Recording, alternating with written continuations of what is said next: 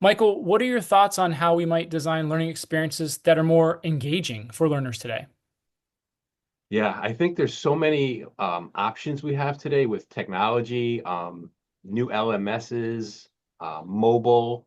So I think there's a lot of room for us to get more engaging. I think scenario-based learning is could be useful. Scenario-based assessments, um, where you're asking students to look at a scenario and determine what you think through your experiences of it.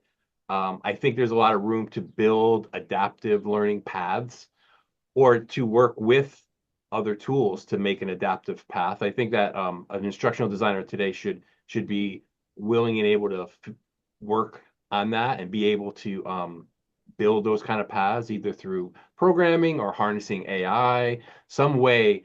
I think adaptive paths are going to be easier and easier to make and more engaging for people. Um, Problem-based learning, I really am having my most fun at work when I'm solving a problem. I think most people are. It's either when I'm fixing something or solving a problem is when, excuse me, I'm most engaged. But a lot of that isn't in, our curricula. Like a lot of assessments aren't really, they're answering questions maybe more than solving problems, and I think we as humans are built to solve problems and fix things and make things better, and it's just how we're wired to do that. So figure out how to do that. Collecting feedback and iterating, I think, is a big part of this. What is engaging? Do we ask often enough, faculty and students? Was that engaging? Why wasn't it? What would you had rather have seen? I don't think we do it enough. And I think we should really, if we're serious about restructuring our learning to be more engaging, we should be collecting more feedback and listening and adapting and iterating what we do. What do you think? Those are some off the top of my head. Yeah, I agree with you 100%. I think, some of the parts that stood out to me as, like you were saying, problem-based learning or project-based learning. Yeah, when I'll see my students in class, it's the same thing. When they're engaged in something that they feel they have a vested interest in, Right. right? So it's a problem that came from them or a question. um, then you start seeing them enter that state of flow because it's something. But I think they exit that when we say like, here's something I want you to do. So, when it's coming from somebody else and they don't have that intrinsic buy-in, I guess it Mhm. sort of falls flat. And one of the ways I know this is because I exactly what you said. I try to give my students surveys here and there and feedback opportunities because I want to know from them what is working and what's not working. And I think a lot of times for students, and I'm at the elementary level, we don't give them enough credit. I mean, I Mhm. think at the end of the day, they have a lot to say. I mean, for all intents and purposes, they're just every generation we're seeing from here on out is smarter than the generation before because they're exposed to so much more information. They have so much ability to get information and to keep them in a system that, is sort of antiquated and not really representative of the world outside. I think we're doing a disservice. So, and if we can get feedback from the students and from the practicing educators to say, what can we do to make it more engaging?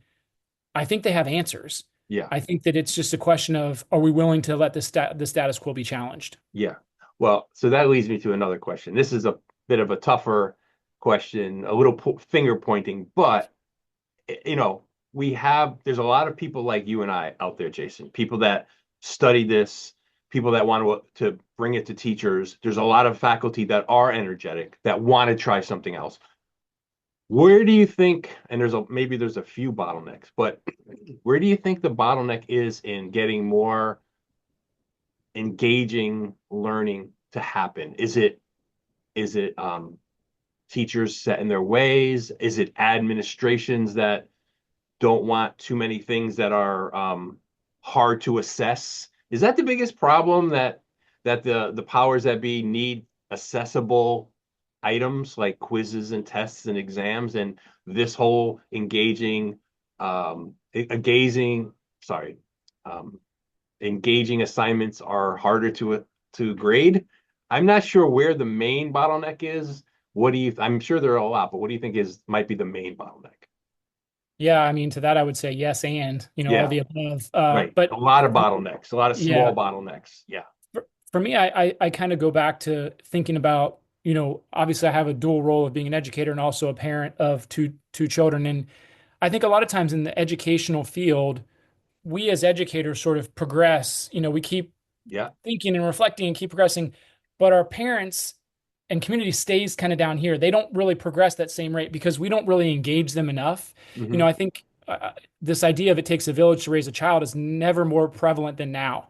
Right. But we have educators and theorists and practitioners in the field that are just doing really amazing, innovative work. Exactly. But if the parents are still sort of down here at this level of, well, what worked for me, 20 years ago is what we should be doing, because look where I am, then we're doing a disservice. So Right. that's one of the things I'd love to see us do more of in education is how do we create brave environments where we can engage parents in the community, even if you don't have kids in the school, Right. to understand how do we, we're talking about everybody has a vested stake in this because these are the people who are going to be taking care of you at the doctor's office. They're going to be checking out the grocery line. They're going to be fixing your car at this, or most likely, obviously, jobs don't exist yet, but they're going to be the ones doing that. So we all have a vested interest in it, but we've got to help articulate and make clear why these deeper learning, more project-based, more engaging learning experiences that may be very different than when they went to school, why they're so vital today.